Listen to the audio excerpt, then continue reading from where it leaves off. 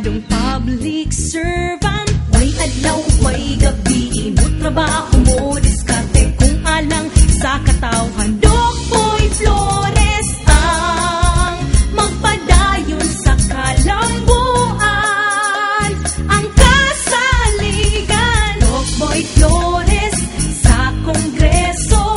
Doc Boy Flores, si Doc Boy Flores ang magpadayon sa kalambuan, ang masaligan. Doc Boy Flores, approve kaayo.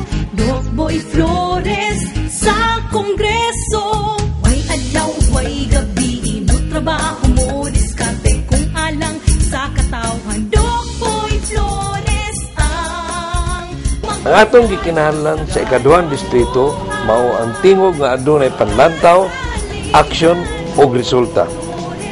Tingog nga adunay panlantaw alang sa maayong kaugmaon. Tingog nga tukmang aksyon ug haom ang tumong. Tingog nga gipalikuran og resulta. Tingog nga adunay mapakitang agi isip usa ka opisyal sa pagagamhanan. Ug usa ka tingog nga gipalikuran sa tiunay nga paglambo sa katawhan. Ako si Doc Boy Flores, nanginaot nga padayon ang atong kalambuan dinhi sa ikaduhang distrito sa Bukidnon.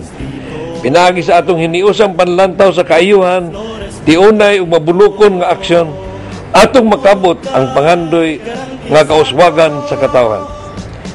Doc Boy Flores, ang tingog sa ikaduhang distrito didto sa Kongreso.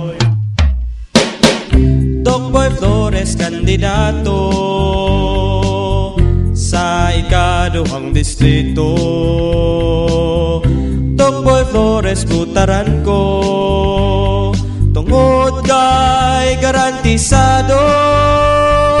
Doc Boy Flores para sa Kongreso.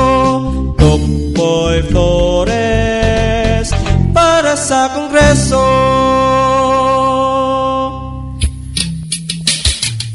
Sa matag adlaw nakita ko ang gibuhat mo, sa katawhan nga giserbisyuhan mo. Doc Boy Flores nagpauswag sa katilingban. Doc Boy Flores padayon sa kalambuan. Doc Boy ang tubag sa kinahanglan ko, ipadayon ang serbisyo mo.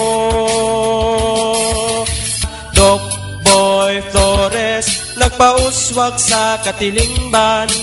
Doc Boy Flores padayon